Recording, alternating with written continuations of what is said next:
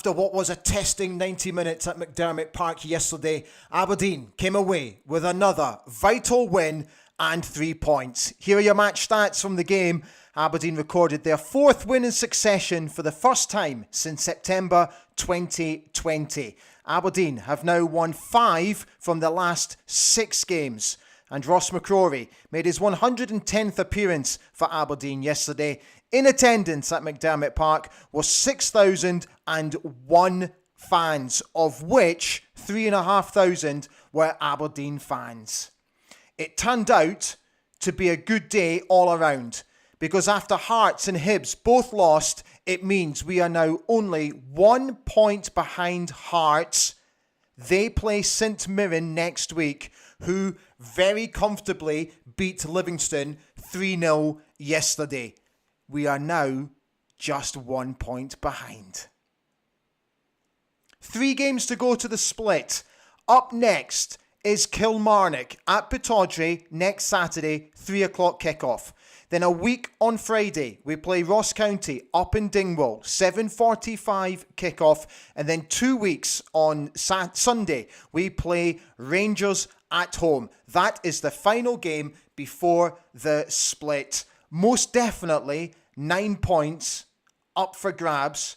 And the way things are going, I'm very confident that we can get all 9 points out of our final 3 games before the split. How you doing? A very warm welcome to Ali Beg ABTV this Sunday night. So how are you? Tonight is all about you. The floor is open. Come on, tell me what you think. Tell me your thoughts. Are you now confident of finishing in 3rd place? Are you confident that we can now qualify for Europe? And here's why qualifying for Europe is so important, because potentially there could be 5 places up for grabs depending what happens in the Scottish Cup final. But that 5th place could be up for grabs. So just before we came on air, I was looking at some of the figures, the prize money figures to qualify for just the UEFA Conference League. So just to qualify, to get through the playoffs and to qualify, you get 2.94 million euros. If you win a match in the group stage, you get €500,000. To win the group, you get 650 grand. Finish second, you get 325,000 grand. Just to play in the round of 32, you will earn 300,000 euros. That's the prize money just for playing in for the Conference League. That must now be our aim. So what did you think about yesterday? I thought it was slightly disjointed. I wasn't overly surprised about how we played, because I felt that the international break came at just the wrong time for us. I appreciate that some of the lads had been away and had played football at international level, but only, like for example, Duke and Bojan Majowski only got back into the building late Thursday night, trained on Friday, so only really 24 hours to prepare. So it didn't come as a big surprise that we looked slightly jaded yesterday. A big worry for me was the last 10 minutes, where all of a sudden we just allowed St Johnstone to dictate the tempo of the game and really have a go at us, and it was a very nervous last 10 minutes. But at the end of the day, at this stage of the season, a win is a win, and the most important thing is to get the 3 points, and it doesn't matter how we get it, whether we do it playing fantastic football or utterly dejectable, ugly football. It doesn't matter. 3 points is the most important thing. So get in touch, let me know what you think, and I'll do my best to read out your comments tonight. So let's just very quickly remind you of the team that Barry picked yesterday. It was the same, I beg your pardon. It was the same starting 11 that started against Hearts a couple of weeks ago. So that's what he did. So he basically played 3 with 2 wing backs. Then he played 5 across the middle. Duke played just in behind Bojan Majowski. So let me get you Barry's thoughts, because Barry had a couple of things to say after the game as well. So let me just drag that in for you. Here we are. This is what he had to say. They made life difficult for us in the last 10 minutes, as you would expect from the home side. But my message to the boys at halftime was, keep a clean sheet. you win the game. We showed resilience, we kept a clean sheet, and we won another away game, which we haven't done too often at this club for quite a while. So off the back of that, I had a quick look at the match stats for you. So let's bring that in as well so you can have a look. So we enjoyed... Jeez, I'm having an absolute shocker tonight. So we enjoyed 64.9% of the possession. Ignore the Aberdeen Hearts bit. We had 14 shots on target. I beg your pardon. We had 14 shots in total, of which 3 were on target. We gave away 8 fouls in the game, and we won 7 corners overall. So that's roughly what the stats looked like after the game. So coming up tonight, it's all about you. Just get in touch. Tell me what you think. And a little bit later on, what I'm going to be doing is giving a little shout out to the Lewis and Harris Dons Supporters Club, because they're travelling all the way over from the Western Isles for Saturday's game against Kilmarnock. And I'll just give you a little bit of information about them a little bit later. So let's open it up to the floor and see how you're all doing tonight. Okay, let me open you up. There we are. Oh, brilliant. Nearly 100 on tonight. That's fantastic. Thank you so much. Kaiser's on. Fit like the night, everybody. Good stuff with the Dons yesterday. Was a good 3 points at least. It certainly was. Gordon Keith Ritchie. Not pretty football, but at least we won. 3 points. Come on, you Reds. Baz Strachan has said 3 points and a clean sheet away from home. We will take that every week and every game. Not the best performance and some leggy players out there, but we got the job done and a great turnout again. Again, the support yesterday was just magnificent. 3,500 fans, give or take.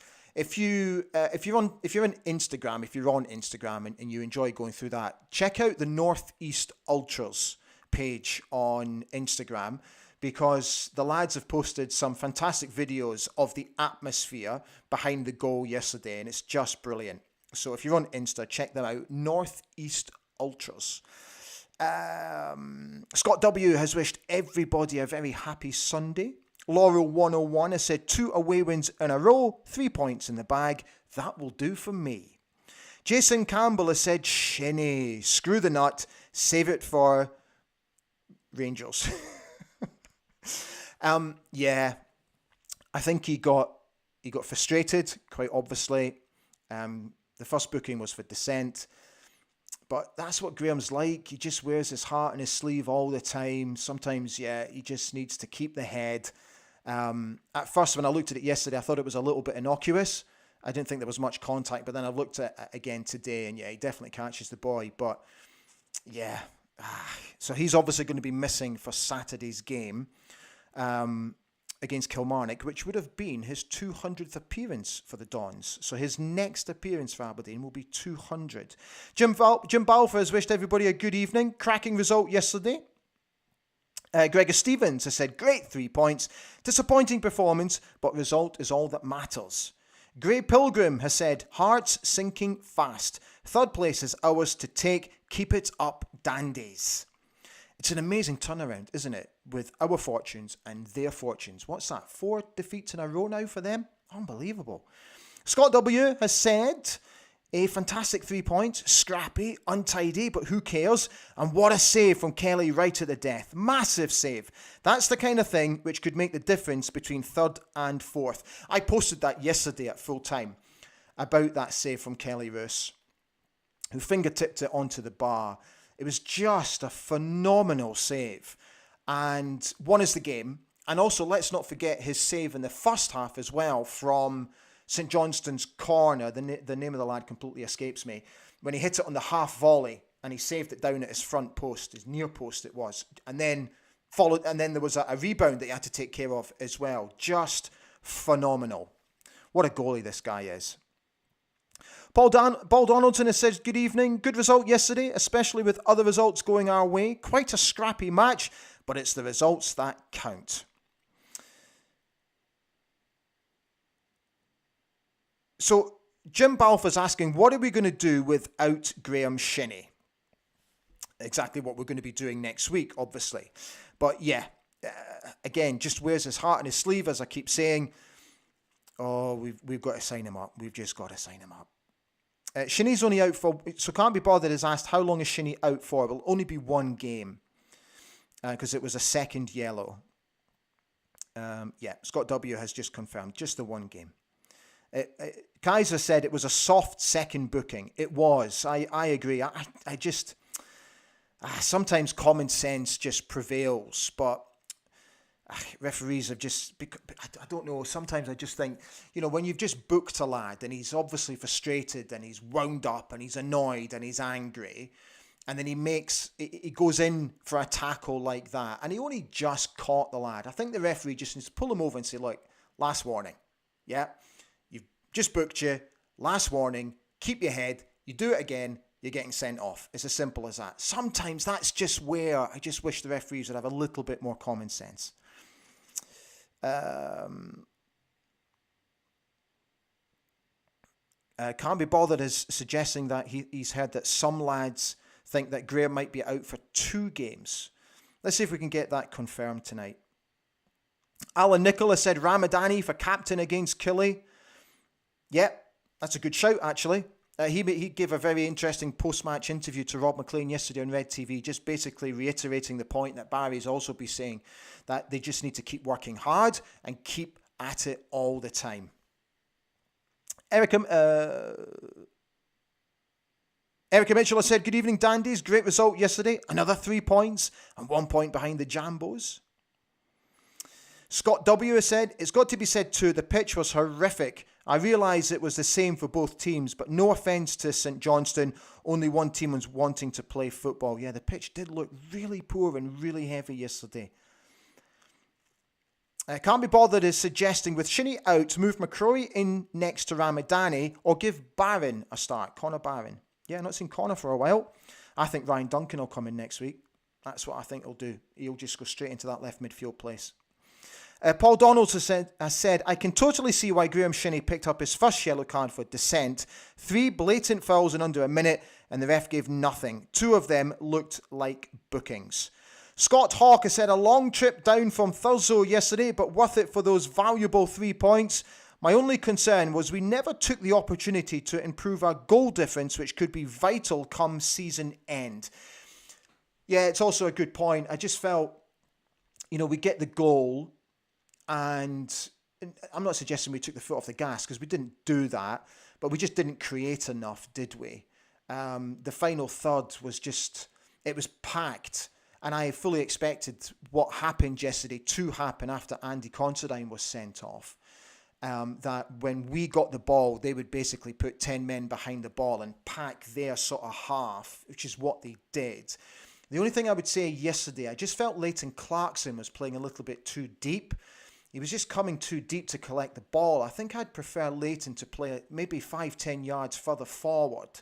Let sort of Hilber and Ross McCrory do all that sort of getting the ball off the goalie or getting the ball off Angus or Matty, and then looking to pass into Leighton to then create in the final third.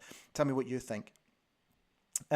Kaiser said, can't believe the referee didn't give that foul on Duke. Yeah, there was a few strange decisions yesterday. Gregor Stevens said it was a back 3, Ali, not 4. Yeah, I understand that. So so on the diagram, what I'm trying to say is that, yeah, it was a back 3. So it was Liam, Angus, Matty, and then Johnny just in front of Liam, and Ross just in front of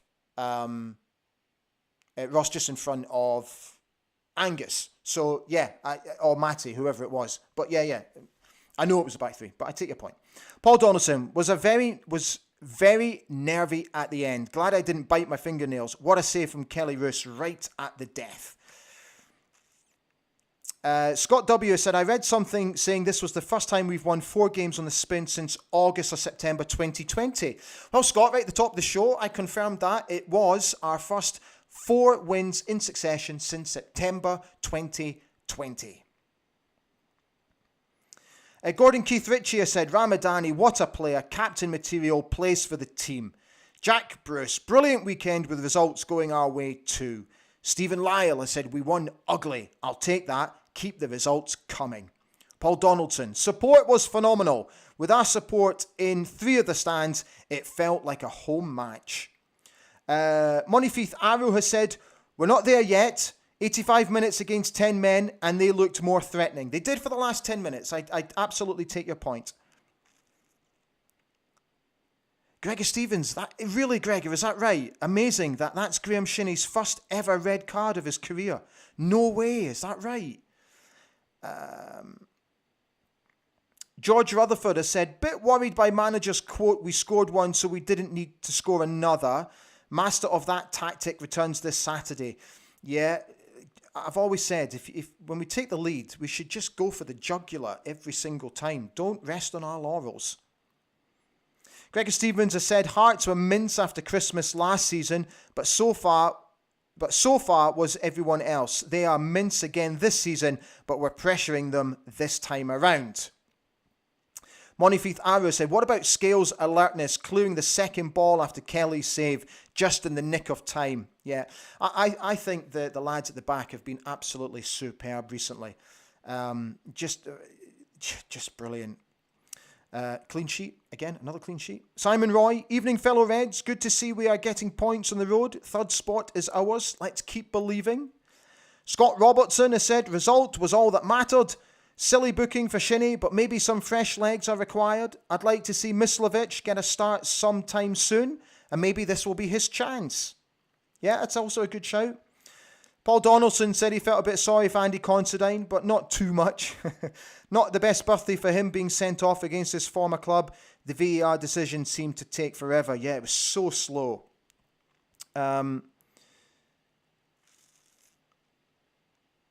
Yeah, can't be bothered. I see Brendan Rodgers has been given his jotters. How long before he's linked with the Aberdeen job? Yeah, it won't be long at all, no doubt.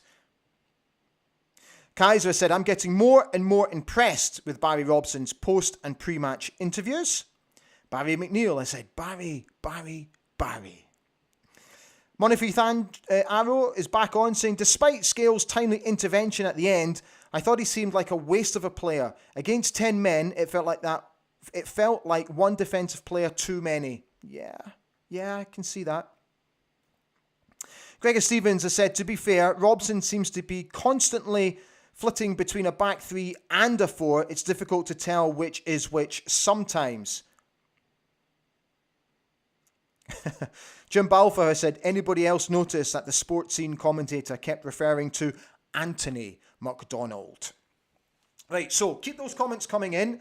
So what we'll do now is just pause for a second with your comments, because what I'd like to do is tell you a little bit about Lewis and Harris Dons Supporters Club.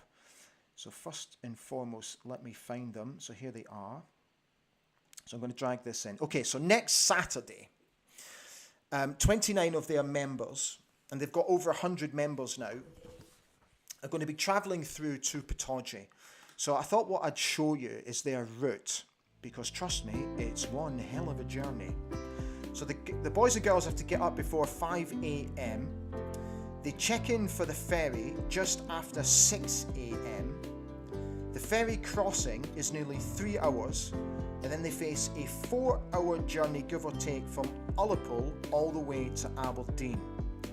So some leave from Stornoway, some leave from Lewis, and that is the gang, chaired by James McGaskill in the black top in the middle there. So they're coming over next week to also present their Player of the Year award to Duke. They've got 29 members coming over, of which 7 are young kids. So they've got now over 450 members on their Facebook page. So if you'd like to give them a follow, please do. And again, it's this type of supporters group which I think epitomises the Aberdeen support at the moment and how fantastic the Aberdeen support is and always has been. That people travel that far to come and watch their team play, and it always absolutely blows my mind when people make that sort of commitment.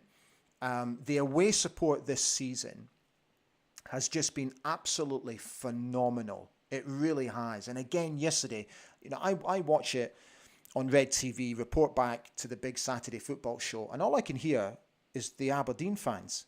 And I actually made a point of mentioning it yesterday during one of my live reports, that all I can hear are the Aberdeen fans.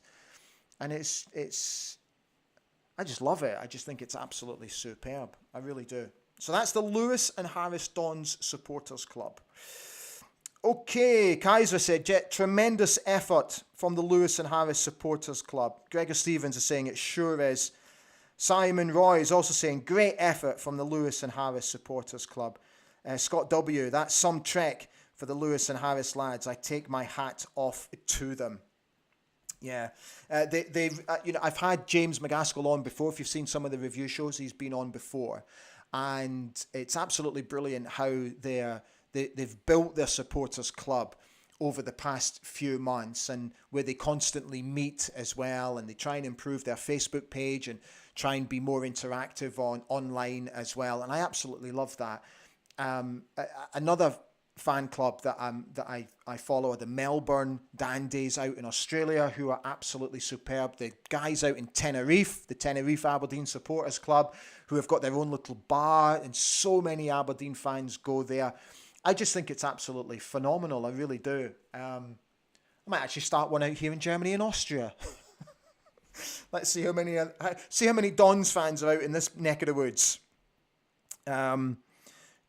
Gordon Ritchie has said, great commitment, Aberdeen supporters, best in the land. I completely agree. Stephen Lyle, hats off to the Lewis and Harris supporters. When I get up to Aberdeen, it takes me 4.5 hours, all the way from Duns in the Scottish borders. That, you see, again, just brilliant. To come all that way to take in a game of football. Can't be bothered has said, Stevie, I'm based in Gala. Again, just superb. Bruce McKenzie, a massive thanks to James McGaskill and the rest of our committee for all their hard work. Absolutely brilliant. You see, this is what I love about what is happening now on this channel, is that you guys are now, so I can see it, that you guys are now all interacting with each other. And I just think it's absolutely brilliant. Can't be bothered, he has said, it's surprising how many Dons fans live in the Scottish borders. Kaiser came on and said, I only live about 5 miles from Batodry and struggle going in sometimes.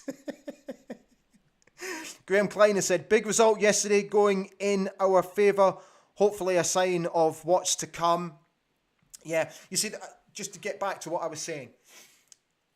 And again, forgive me if I'm beating this drum a little bit, but it's really important to me, because what I want this sort of channel, network, platform to be is somewhere where you can come, you can leave your opinions, you can leave your thoughts, and you can leave your comments.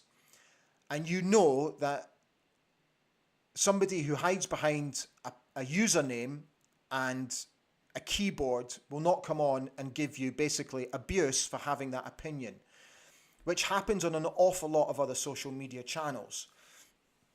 You know, I've been on the receiving end of a lot of abuse since I've been on social media. There was a time when I would engage, but I don't do that anymore. I absolutely block or just delete straight away. I don't engage. I don't bother. I don't waste my energy on it anymore. It'd be my recommendation. Just don't engage with these people. And I say it to folk all the time. You are entitled to your opinion. So what I want here is just for everybody to be respectful with each other. And I can quite clearly see by how you guys interact that you are. So thank you for doing that. It's just absolutely brilliant. Gregor Stevens has said, need to put Killy away next Saturday, then 3 points up in Dingwall to set us up for the Sevco game. Kaiser is reiterating, best ignored. Exactly. Yeah, so, let's not forget, that was a big result for Kilmarnock yesterday, beating Hearts. We know what we're going to get from a Derek McInnes side, obviously. So it's going to be difficult next Saturday. The Ross County game, I didn't catch the game today against Celtic. I know Celtic left it late to get the second goal. But I heard it was quite a stuffy performance. and that Ross County were very dogged in their approach, which is exactly what I'm expecting 2 weeks on Friday up in Dingwall. So that's also going to be a very tricky game. But as we keep saying, it's that old football saying, just one game at a time. Let's just concentrate on Kilmarnock. Scott W. said, some of the comments I've had aimed at me for being a Dons fan from West Lothian used to really get me wound up. Now I laugh it all off. Just block them. Exactly. Scott Hawker said, there's a very good Dons following up here in Caithness as well. I also believe Orkney has one of the largest Don supporters clubs. Yeah, you're absolutely right. Didn't Neil Simpson go up there recently? I'm sure Neil Simpson went up to do something with the Orkney supporters clubs. Listen, I just think they're all fantastic. And if you are a member or if you run a supporters club, please feel free to get in touch, because I'd love to get you on the show to find out what you do, how you interact with your members. Do you sit on a committee of a supporters club? Just please get in touch. It'd be great to hear from you. I'd love to get you on the show so that you can promote your supporters club and you can chat about it and what you do. Because I know for a lot of people, being involved in a supporters club is very, very important. And it plays a big role in people's lives as well. And it gets an opportunity to meet new people, make friends, all that sort of stuff. So I think supporters clubs are very, very important. So if you are, please get in touch. Yeah, Gregor Stevens said, yeah, I think it was Shetland Sim he went to. Bruce McKenzie said, I travelled from the Isle of Lewis for the Hearts game 2 weeks ago, flew to Glasgow from Stornoway, then trained from Glasgow to Aberdeen. It was well worth it. What an effort, honestly. I remember years ago, was it the 2017 Scottish Cup final? Was it 2017 when we lost narrowly 2-1 to Celtic? I got absolute dogs abuse from a certain amount of fans for coming over for that cup final. I flew all the way from Qatar, and I got dogs abuse saying that I was taking a seat of a fan that would go to Pittodrie on a regular basis. The thing is, we didn't actually sell out our allocation for that cup final, so if you wanted to go, you would have been able to go. And that was a time when I used to engage with these Muppets, but I don't anymore. It's good for the soul. Block, delete, move on. This is so good. Michael Scott, I'm in the Aberdeen fan club in, oh my God, I've got no idea how to pronounce that. In Holland. The only one in. He said the meetings are not great. That's brilliant, Michael. Kaiser, Capital 1903 from Edinburgh had a big Aberdeen supporters club. Yeah, they're a great bunch of guys, the Capital 1903 guys. Absolutely brilliant. Jim Balfour's asking, how many Dons fans are also fans of prog rock? Huge in the 70s and 80s, but after a period in the doldrums, back in the ascendant. Just me then.